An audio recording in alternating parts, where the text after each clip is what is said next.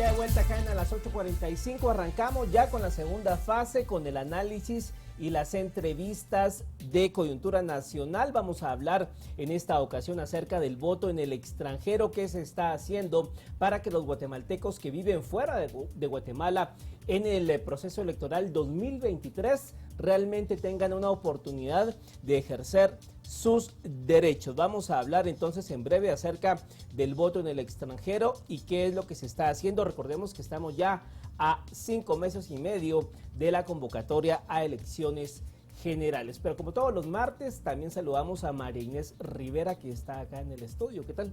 Bien, Mario, qué gusto estar contigo de nuevo a las 8:45, hablando ya, lo hablábamos fuera del aire, de temas electorales, ¿no? Ya estamos a 6 meses de que inicie todo el proceso electoral el próximo año, así que sin duda alguna ya empezaremos a tocar un poco más de estos temas ya en lo que resta Se del pasaron año. muy rápido los 4 años, ¿no? Bueno, 3 años sí, y medio, ¿no? Sí, justo estábamos comentando, recordando la toma de posesión de Alejandro Yamatei, y como si nada, ya estamos en víspera. Y es que la pandemia, la verdad que encriptó 2 años que se quedaron como perdidos en el tiempo, ¿no? Así es, pero habrá que ver también qué avances ha habido en esto, ¿no? Que es importante también pues darle la oportunidad a extranjeros guatemaltecos de poder votar y elegir. Ya veremos qué autoridades también en torno a las decisiones que se están tomando.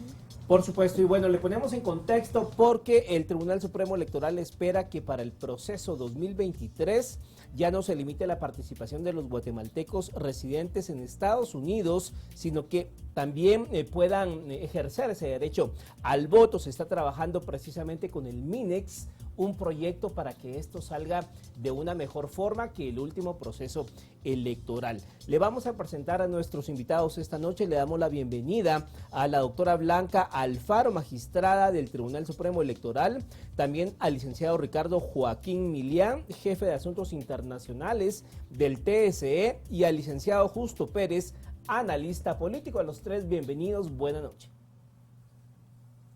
Muchas gracias, buenas noches. Muy buenas noches, mucho gusto.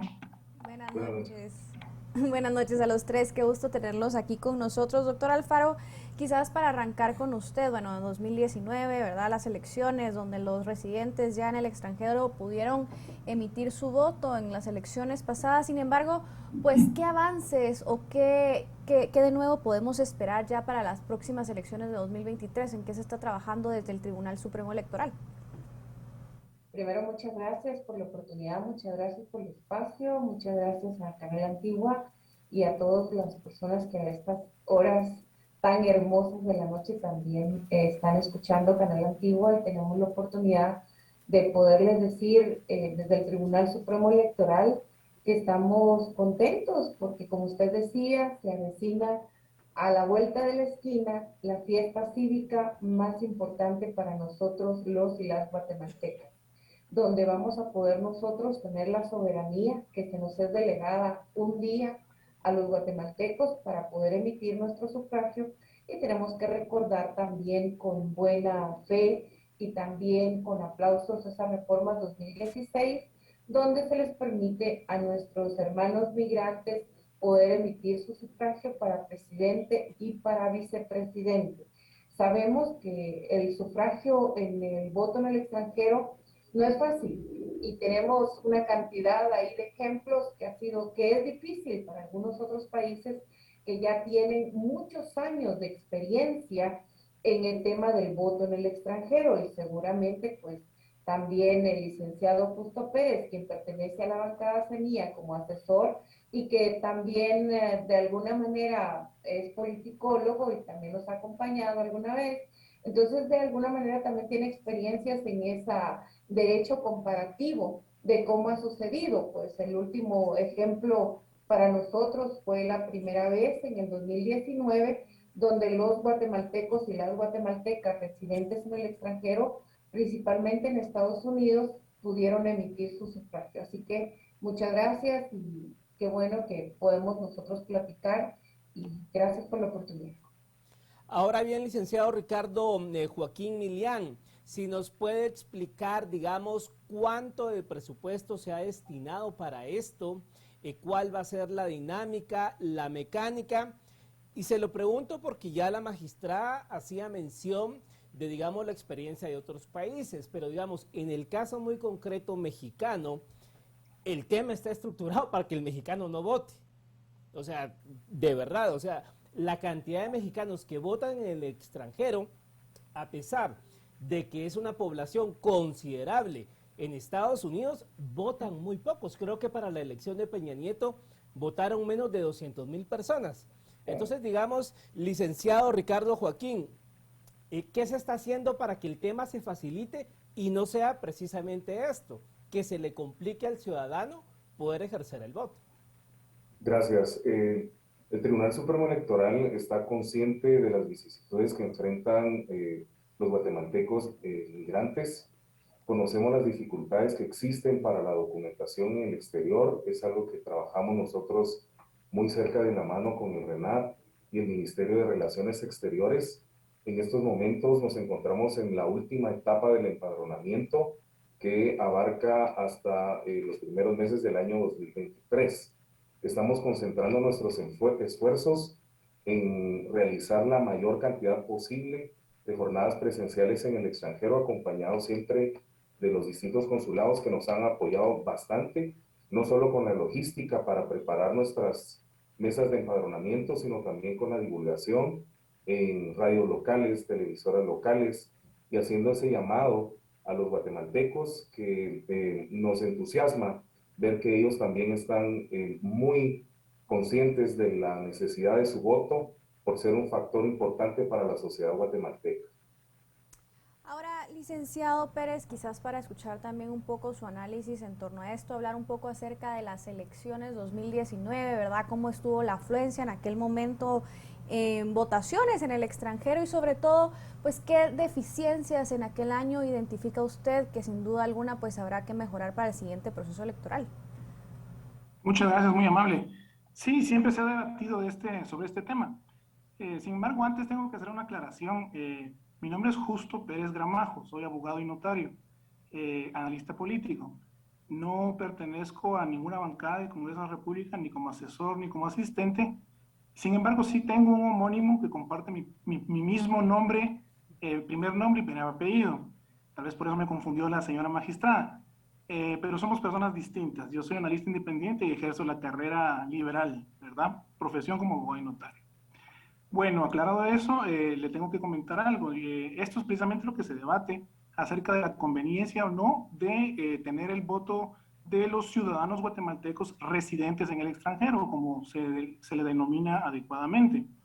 ¿Por qué razón se debate si es adecuado o no? En virtud de que los recursos económicos que se invierten en poner a disposición toda la tecnología, recursos materiales y logística para poner a disposición de los residentes en el extranjero que son ciudadanos guatemaltecos para que vayan a ejercer su voto, a veces la afluencia es muy pequeña.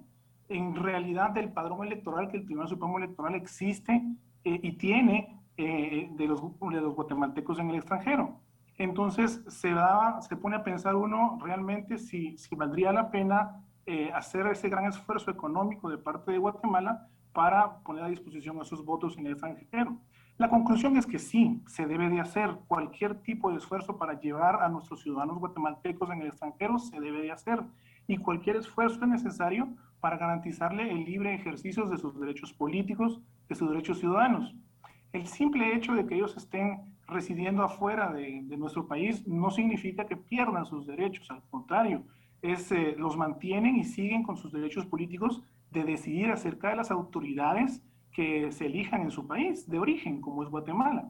Entonces, este tipo de acercamientos y esfuerzos que se deben de hacer para acercarle las urnas y los medios de votación a los ciudadanos es importante. Se debe de tener mucha colaboración del país en donde estén residiendo los guatemaltecos. Dicho sea de paso, los magistrados no me dejarán mentir, la mayoría de guatemaltecos residentes en el extranjero residen en los Estados Unidos de Norteamérica, pero no son la mayoría. También residen en otros países. Sin embargo, hacia allá es donde se apunta la gran mayoría de guatemaltecos residentes en el extranjero y allá es donde se enfocan los mayores esfuerzos de la votación de estos ciudadanos. Toda vez de que al ser un padrón electoral más o menos cuantioso, también representa una oferta política muy importante para los candidatos que quieren captar. Es un mercado político que quieren captar. Por lo tanto, sí, se considera de que es necesario hacer todos los tipos de esfuerzos que Guatemala tenga a la mano para que los guatemaltecos residentes en el extranjero puedan ejercer su derecho al voto.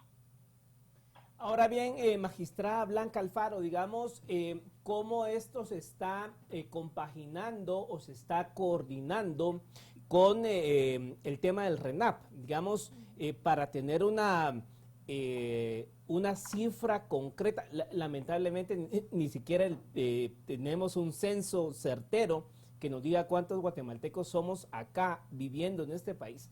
Entonces, ¿cómo se le va a hacer para saber cuántos guatemaltecos realmente pueden ejercer el derecho al voto? ¿Cómo va el tema encaminado con RENAP para saber cuántas personas realmente pueden ejercer el derecho?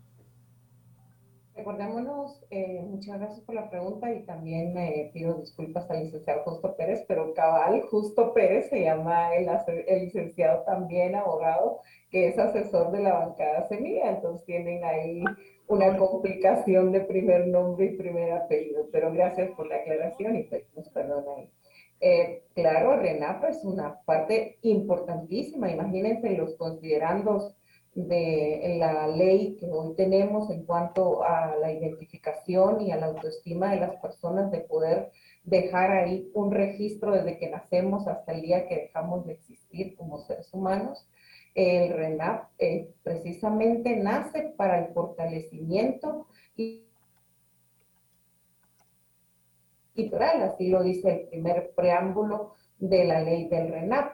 Esto quiere decir que si la persona no tiene su documento único de identificación, efectivamente, pues no puede ser ciudadano, porque no puede venir al registro de ciudadanos a poder manifestar su voluntad para constituirse en ciudadano y poder obtener también su empadronamiento o alguna actualización que él quiera hacer en cuanto a la residencia electoral. Nosotros hemos tenido en esta administración la bendición de que se ha hecho un convenio con el RENAP para que ellos, cuando las personas vayan por primera vez a sacar su documento único de identificación o lo hayan perdido y hayan sacado una reposición y no estén empadronados o no estén actualizados, las personas que los van a recibir en el Registro Nacional de las Personas les van a preguntar si quieren migrar sus datos para el Tribunal Supremo Electoral para que puedan estar empadronados y se listen para votar en las elecciones 2023. Y si no, pues también en alguna otra elección, 2027, que sería la que nosotros esperáramos próximamente. Pero en estos momentos se está haciendo toda la coordinación con el Registro Nacional de las Personas, a quien también agradecemos el trabajo que han hecho todo el equipo del RENAP para poder apoyarnos con que las personas puedan listarse para votar y aparezcan en el padrón electoral. Una vez que ellas dan su manifestación como de conformidad con el artículo 136 de la Constitución Política de la República, también el artículo 12 de la Ley Electoral y de Partidos Políticos, es un derecho humano. Nosotros no tenemos un voto obligatorio como lo tiene Perú, como lo tienen algunos otros países, donde hay inclusive una multa si la persona no aparece como ciudadano o no quiere participar en los procesos electorales. Guatemala, pues, lo manifestó como un derecho humano y los derechos, si yo quiero, los ejerzo y si no quiero, pues, es voluntario, entonces no lo ejerzo. Entonces nosotros no podemos listar porque se ha dado alguna petición por parte de nuestros hermanos migrantes que hemos tenido desde el año pasado muchas manifestaciones a través de Zoom, muchos acercamientos por parte del equipo de la Dirección de Voto en el Extranjero, donde hay una petición y ustedes la conocen.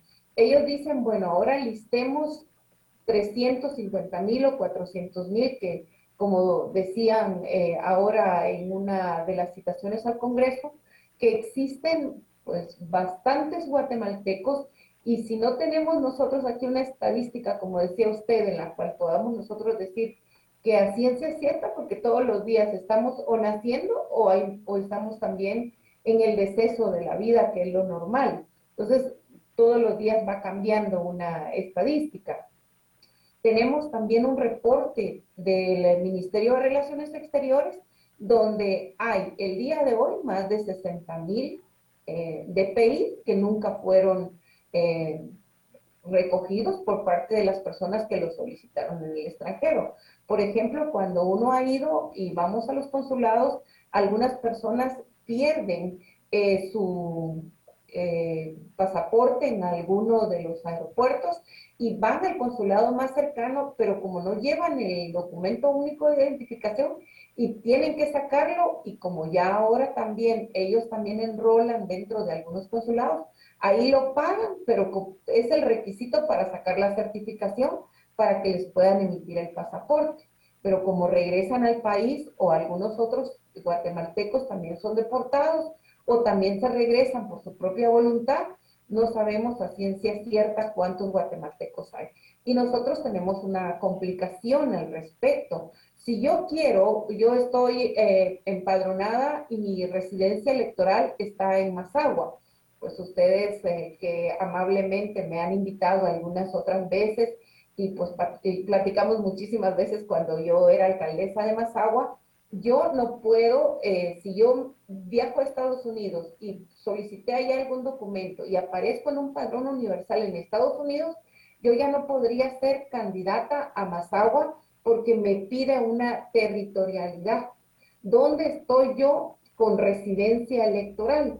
Y entonces, si yo aparezco allá, yo ya no podría ser nominada en esa libertad o en ese derecho político ciudadano de elegir y de ser electo, o lo que llamamos el sufragio activo y el sufragio pasivo.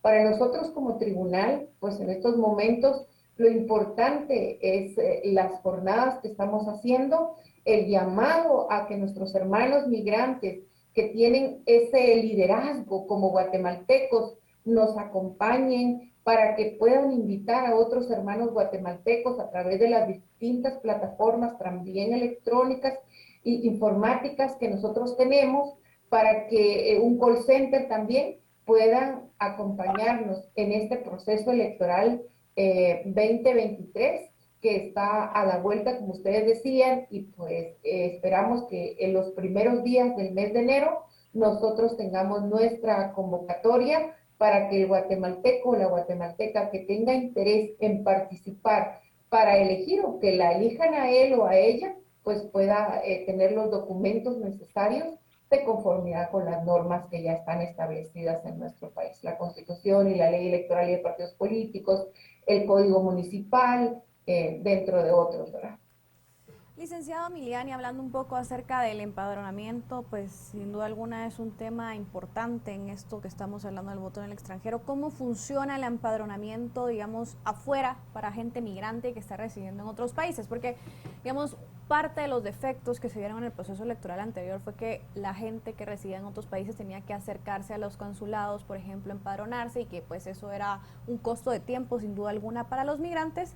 Y mi pregunta sería también si se está haciendo pues también algún esfuerzo para poder digitalizar y facilitar todos esos procedimientos sin necesidad, por ejemplo, que se tengan que acercar al consulado, como le digo, para poder empadronarse, por ejemplo.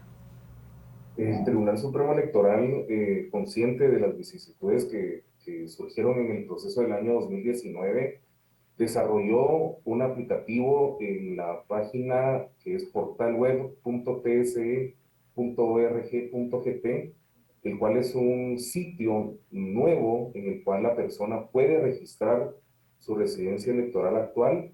Es un sistema que está abierto y disponible las 24 horas del día, los 7 días de la semana, y tiene cobertura mundial, ¿verdad? Entonces el guatemalteco puede tener acceso desde cualquier computadora, tablet o incluso un celular y cargar ahí su documento. Necesita contar con un DPI y poder entonces realizar el empadronamiento en línea.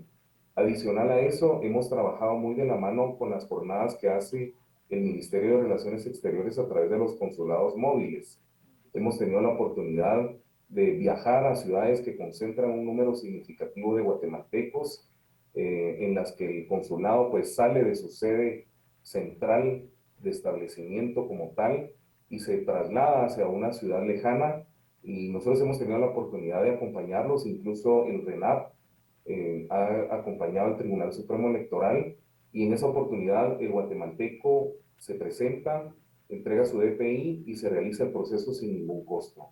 Esto es importante porque hemos logrado avanzar en estos temas, incluso hemos participado en varios sábados consulares y en distintas actividades que la comunidad guatemalteca migrante realiza en los Estados Unidos de América, como ciertos festivales chapines, algunas ferias de la independencia que están por venir en el mes de septiembre. Ya estamos preparándonos para coordinar y tener una presencia del Tribunal Supremo Electoral y contar con este servicio de empadronamiento de esas dos maneras.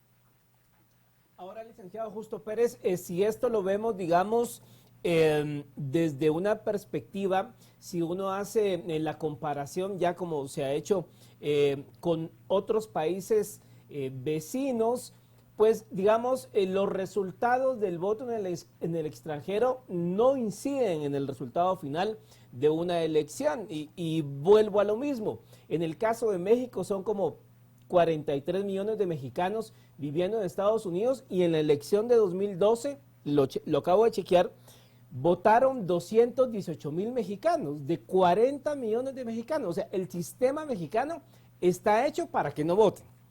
Entonces, digamos, el tema de voluntad política para que ese voto realmente incida, ¿qué tanto se tendría que hacer? Porque, digamos, quien ya se fue de Guatemala, pues quizás no va a sonar muy bonito lo que voy a decir, pero el que ya se fue es porque no le interesa estar acá en el país o el país le negó oportunidades. ¿Cómo podemos hacer para que la gente se vea motivada a ejercer el voto?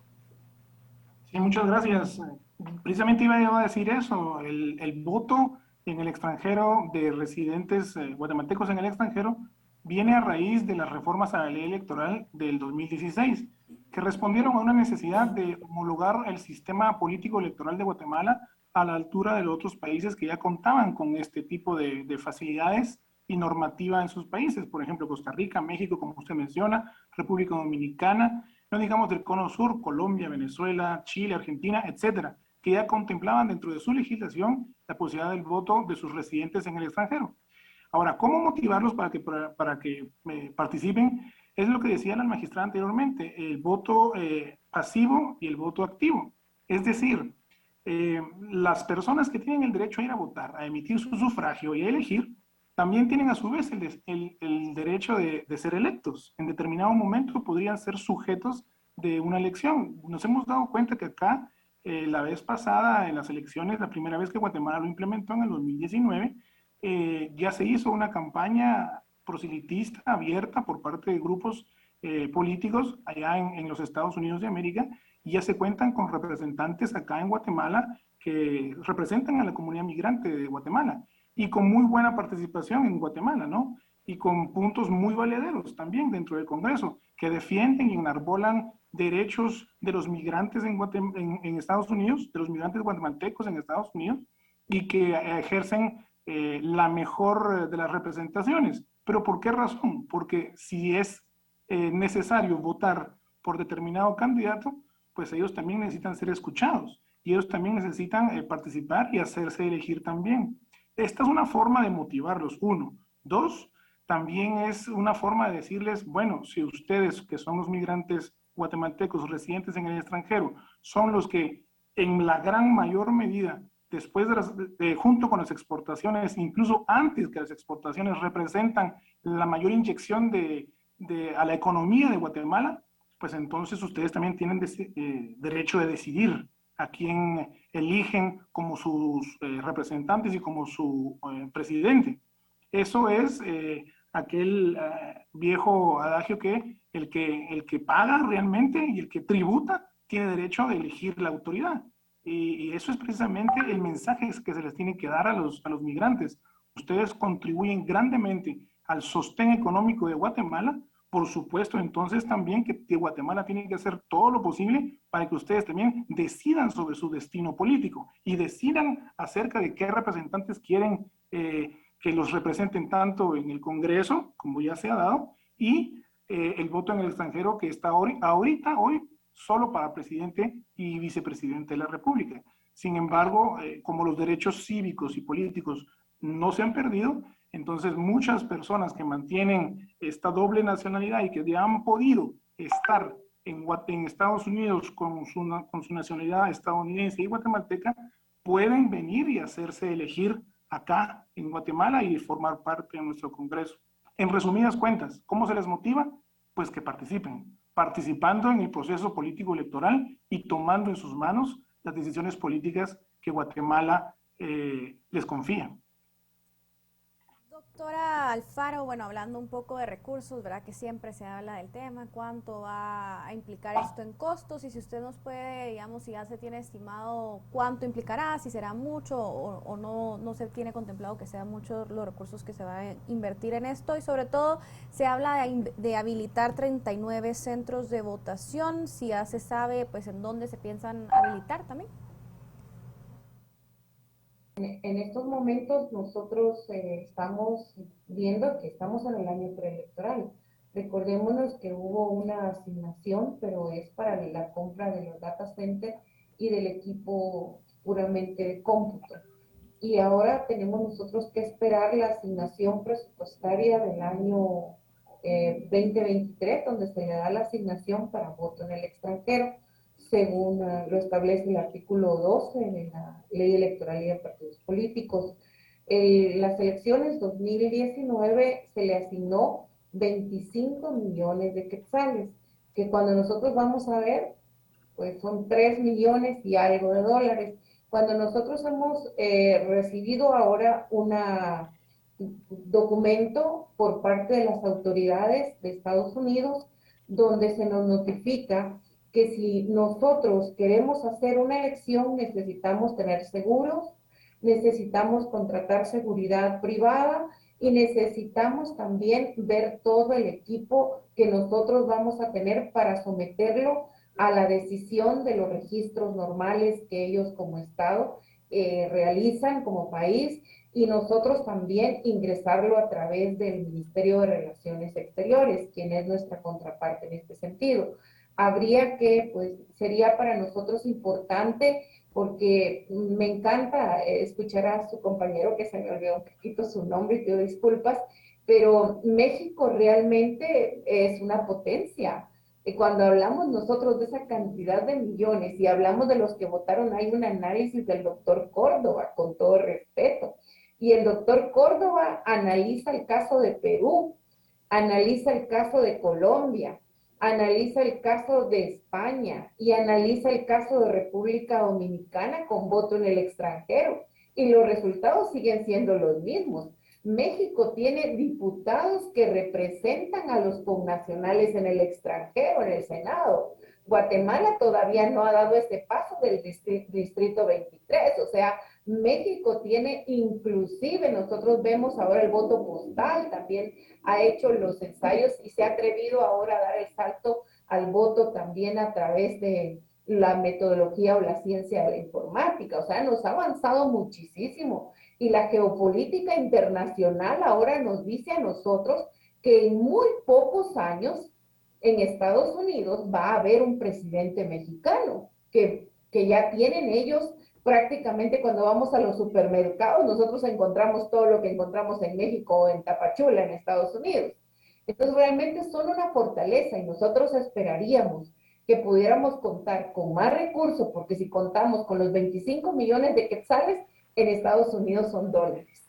Y solo los seguros que hay que pagar, pues ustedes que saben del tema, allá pues son un costo bastante elevado y también hay que arrendar algunas sedes porque algunos lugares donde están nuestros consulados o nuestras embajadas no son los idóneos porque están en edificios donde posiblemente pues no dan la autorización según nos han manifestado algunos miembros del sistema o del consular, que habría que verificarlo porque prácticamente ellos también están arrendando dentro de, ¿verdad? Y tiene que tener las condiciones específicas. Así que esperemos el otro año para ver cuánto tenemos específico según la asignación presupuestaria que nos haga el Congreso de la República. Ahora, licenciado Ricardo Joaquín, digamos, en 2019 se le puso mucho énfasis a Estados Unidos porque, pues bueno, era la primera experiencia y es allí donde radica la gran cantidad de guatemaltecos que no están, valga la redundancia, acá en Guatemala. Pero, digamos, después de Estados Unidos, ¿en dónde están los guatemaltecos que no viven acá? ¿Sería México, Centroamérica? Correcto, es después de los Estados Unidos, que concentra más del 98% de la población guatemalteca en el extranjero. Es México el segundo lugar. Según las cifras oficiales del Ministerio de Relaciones Exteriores, son aproximadamente 150,000 guatemaltecos, por supuesto que están concentrados en el área sur de México, cerca de la frontera con Guatemala.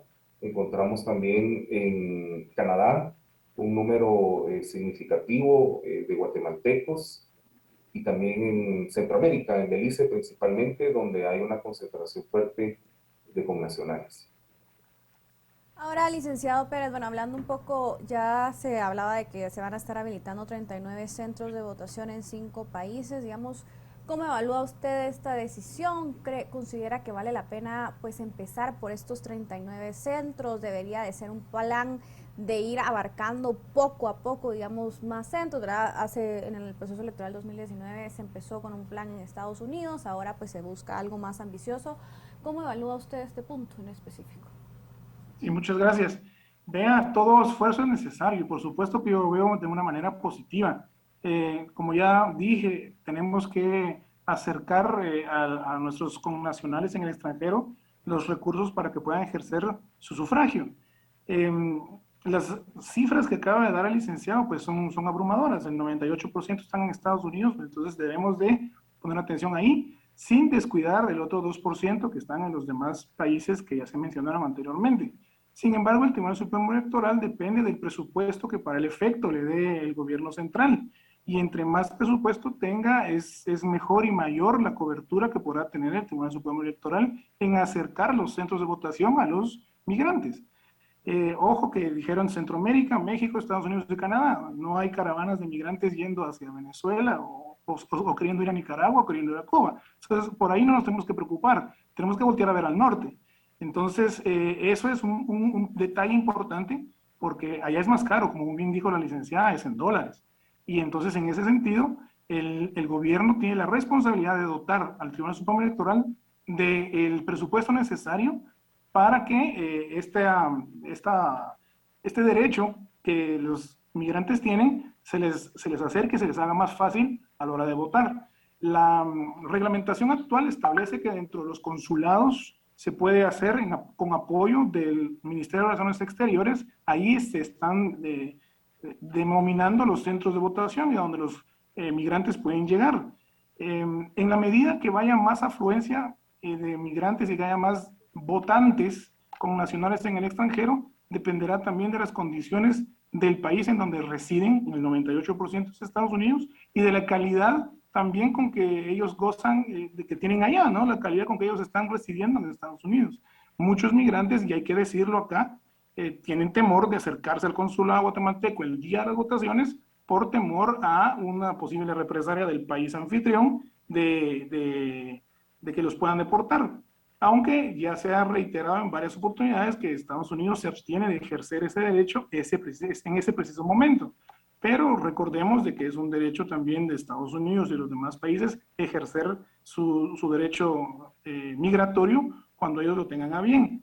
Todos estos temas son los que el Tribunal Supremo Electoral tiene que sortear y tiene que apoyarse en el Ministerio de Relaciones Exteriores para lograr el apoyo de los demás países donde los residentes guatemaltecos están viviendo, para que el día de las elecciones realmente sea una fiesta, tanto en la República de Guatemala como en los consulados en donde Guatemala tiene representación. Es necesario hacerlo, hay que motivarlos a que participen y se les debe de dar todo tipo de facilidades y motivaciones para que ejerzan su derecho al voto. Como ya dije anteriormente, toda vez que ellos son los que mayor aportan a la economía nacional, tienen todo el derecho de también decidir acerca de sus autoridades.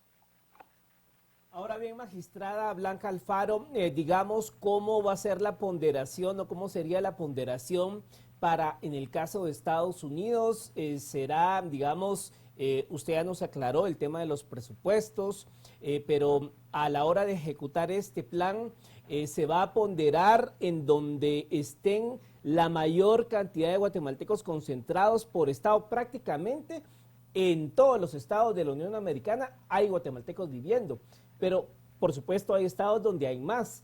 ¿Sería esa la lógica?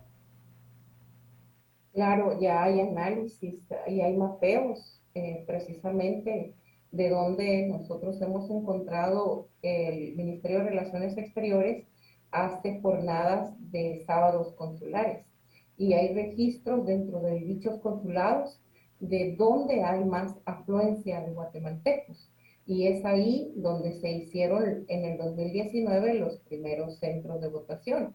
Es como un bebé. Nosotros solo hemos cumplido ahora, este es el segundo año, cuando el bebé todavía puede caerse y levantarse. Esperemos que camine bien, esperemos que todo salga bajo la perfección, como decía el licenciado Justo y como lo decían muy bien ustedes. Nuestros hermanos migrantes están esperando que el Estado de Guatemala responda a través del Tribunal Supremo Electoral para garantizarles ese derecho humano que tienen a ese deber político de emitir un sufragio activo o pasivo. Pero también tenemos que considerar que en estos momentos nosotros como Tribunal Supremo Electoral dependemos de un presupuesto que se nos asigne para voto en el extranjero y también de la voluntad y una de las tantas explicaciones de por qué no hay una manifestación del 100% en el voto en el extranjero de algunos otros países que ya lo tienen más avanzado es que a veces hay un desinterés del connacional cuando sale del país hacia su país de origen. Y también que hay una migración interna, también dentro de Estados Unidos, porque nuestros hermanos migrantes, donde hay trabajo, ahí es donde ellos acuden. Entonces no esperemos nosotros que solamente ellos vienen y se actualizan o empadronan en un estado y que ahí van a permanecer. También ellos pueden migrar dentro de el Tribunal Supremo Electoral. En estos momentos estamos analizando también el poder facilitarles esa libertad para poder emitir el sufragio. Y esperemos que todos los grupos que están organizados de nuestros hermanos migrantes también nos acompañen con sus aportaciones y también nos ayuden invitando a otros hermanos migrantes y también nuestros hermanos guatemaltecos que tienen familiares en Estados Unidos, que también les cuenten que en estos momentos tienen el tiempo necesario para poderse actualizar o empadronar por primera vez para que puedan emitir su sufragio, principalmente en Estados Unidos, para presidente y para vicepresidente. Licenciado Milian, quizás para hablar un poco acerca de esa coordinación con el Ministerio de Relaciones Exteriores, ya los tres sin duda alguna han expresado que es vital pues esta coordinación para lograr con éxito el próximo proceso electoral. ¿Cómo avanza ese trabajo y esfuerzo en conjunto que están realizando en el MINEX también para que la audiencia conozca un poco más al respecto? Gracias, Marinés. Pues ha sido una coordinación bastante armoniosa.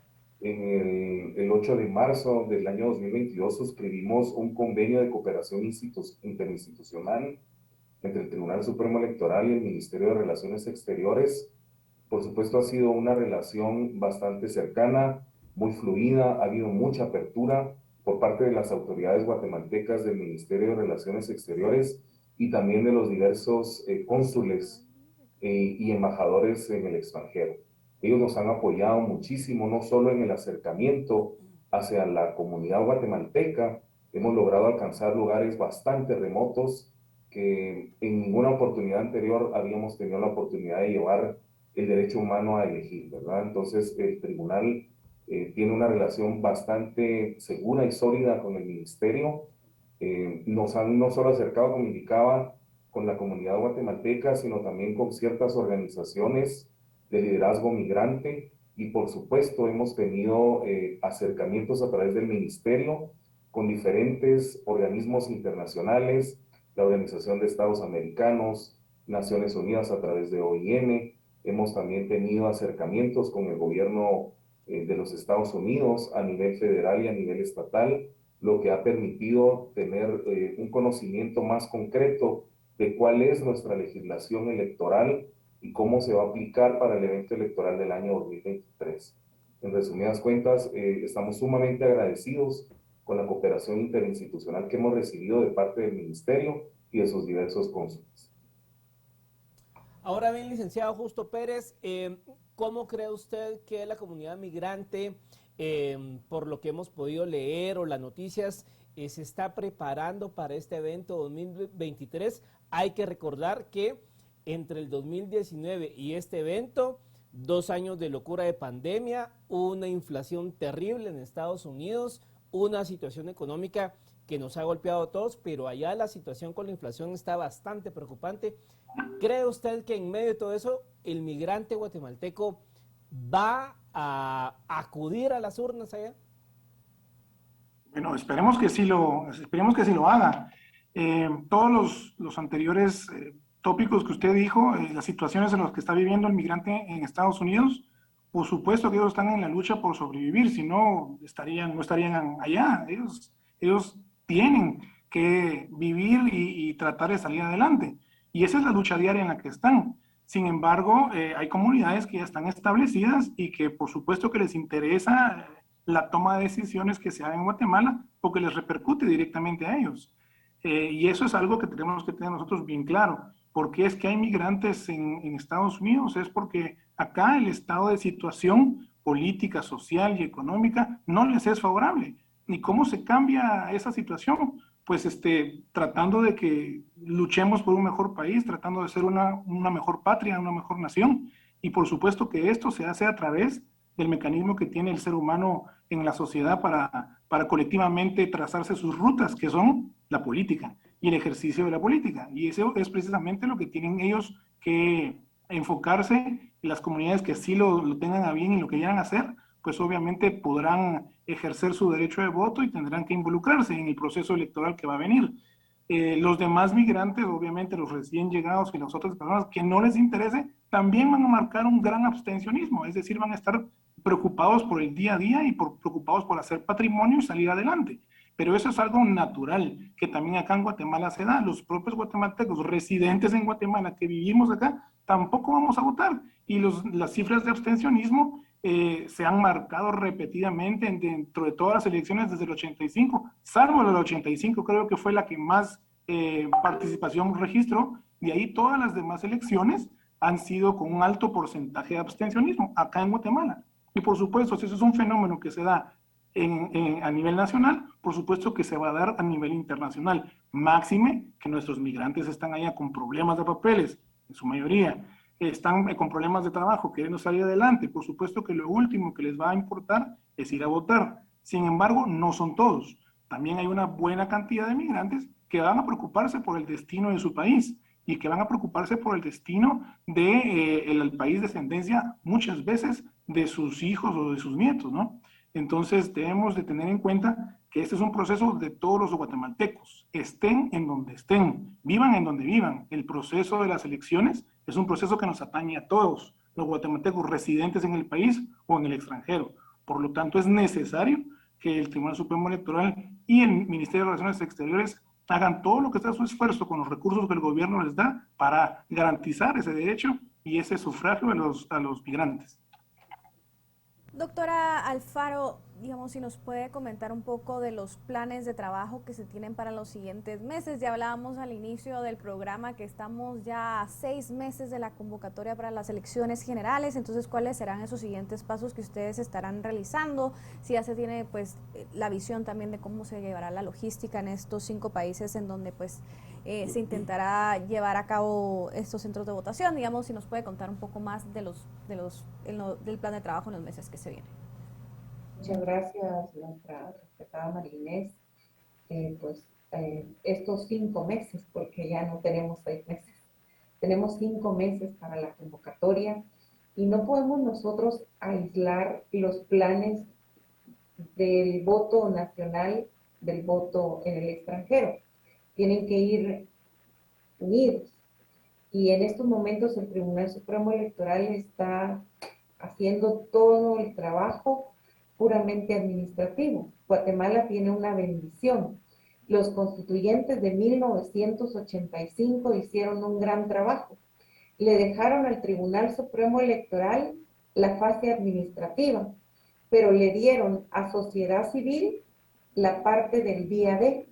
El Tribunal Supremo Electoral solo hace la logística, porque el recibir el voto y el poder contar el voto y el poder decidir quién es el que gana una elección para síndico, para concejal, para alcalde, para diputado, por los distintos o el Estado Nacional o distritales o por los municipios de Guatemala o por el Parlacén o por los listados nacionales o el presidente o vicepresidente, le queda a las juntas receptoras de votos o a las juntas municipales, a las juntas departamentales cuando hay algún inconveniente. Son ellas quienes notifican al Tribunal Supremo Electoral los nombres de quiénes son las personas a las que hay que entregarles el carnet para acreditarles el cargo, porque ya ellos fueron los que hicieron los conteos de los votos, donde están los observadores nacionales, internacionales, están los organizadores también de las personas de las organizaciones políticas que también acompañan el proceso de ese día de. Y el Tribunal Supremo Electoral en estos momentos está trabajando en la logística administrativa que se les entrega a las juntas departamentales, municipales o receptoras de votos, como ya lo mencionaba.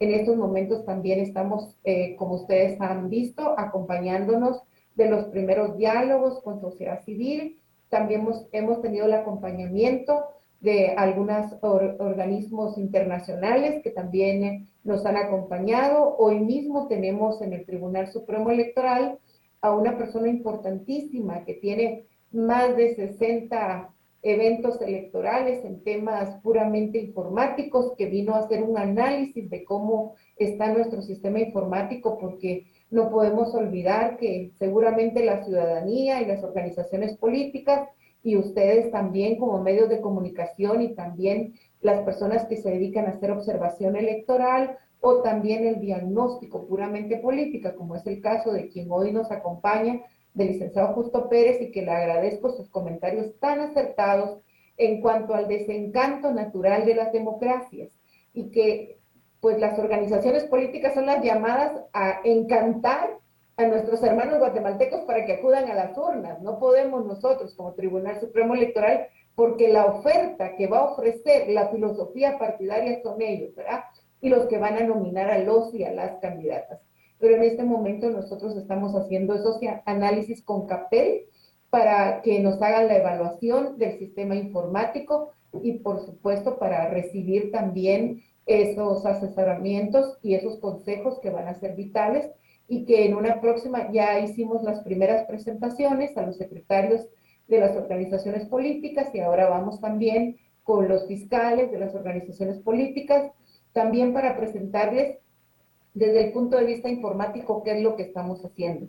Pero necesitamos el acompañamiento y el respaldo de todas y de todos los guatemaltecos. Principalmente la democracia se fortalece con la participación, y la participación activa y pasiva, porque si no hay candidatos, pues ¿por quién vamos a ir nosotros a votar ese día? Y si la ciudadanía no vota, pues ¿a quién van a elegir? Entonces nosotros debemos de ser responsables en este momento como guatemaltecos y como guatemaltecas. El país nos necesita y nosotros tenemos que decir, estamos listos y estamos esperando no solamente esa convocatoria, sino también queremos participar. Bueno, pues muchas gracias a los tres por haber estado esta noche acá. Los esperamos en una próxima emisión. Gracias. Muchas gracias.